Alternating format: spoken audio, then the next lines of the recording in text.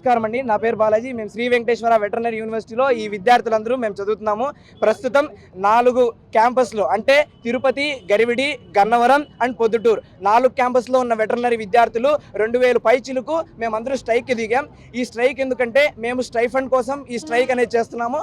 13 సంవత్సరాల నుంచి మా స్టైఫండ్ అనేది 7000 దగ్గర ఆగిపోయింది. ఇది పార్ విత్ మెడికల్. మేము మెడికల్తో ఏమాత్రం తీసిపోము.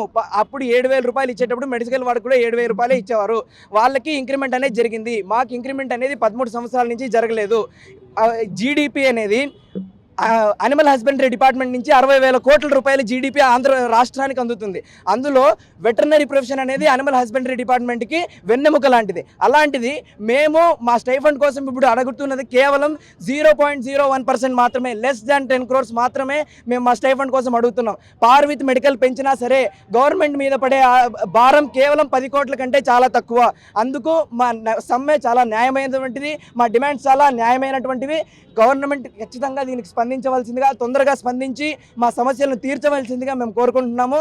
మేము ప్రస్తుతం మా ఇంటర్న్స్ చాలా రోధిస్తున్నారు. బయట వెళ్తే వాళ్ళకి రూమ్స్ ఇవ్వట్లేదు. ఎందుకంటే వెటర్నరీలో కేవలం 7000 రూపాయల స్టైఫండ్ మాత్రమే ఉంది. అది మేము ప్రొఫెషనల్ కోర్స్ అండి. ఇంటర్న్స్లో మేము బయటకు వెళ్ళినప్పుడు ఎమర్జెన్సీ కేసెస్ ఉంటాయి.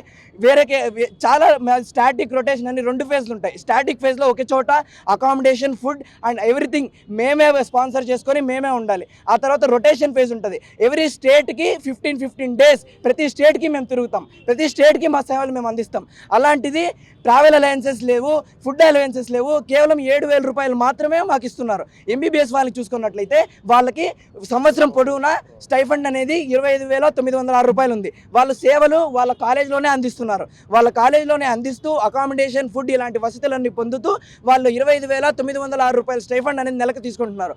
మేము బయటకు వెళ్ళి పనిచేస్తూ బయట మేము సర్వీస్ అందిస్తూ రొటేషన్ ఫేజ్ అని వేరే స్టేట్స్ 15 రోజులకు ఒక స్టేట్ మారుతామండి. మేము 15 రోజులకు ఒక స్టేట్ మారుతూ కేవలం 7000 రూపాయలు స్టైఫండ్ అనేది మేము తీసుకుంటున్నాము.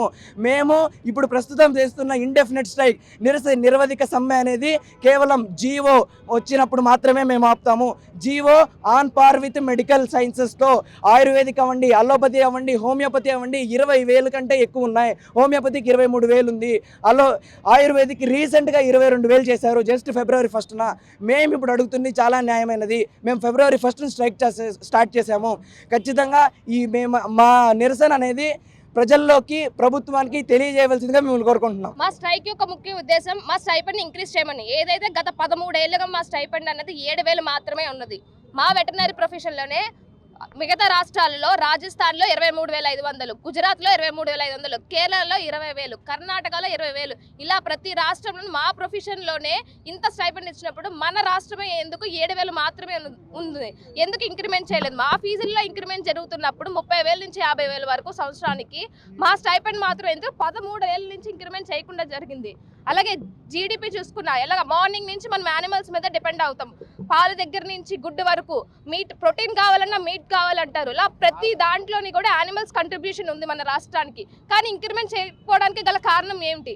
మా యొక్క నిరసన ముఖ్య ఉద్దేశం ఇదేనండి. మా యొక్క స్టైపెండ్ ఇంక్రీజ్ చేయమని, మా యొక్క వృత్తికి గౌరవాన్ని కలిగించమని, ఈ జీవో గవర్నమెంట్ నుంచి ఆర్డర్ వచ్చే వరకు మా యొక్క స్టైపెండ్ గురించి మా యొక్క నిరసన ఆపు చేయమని తెలియజేసుకుంటున్నాం.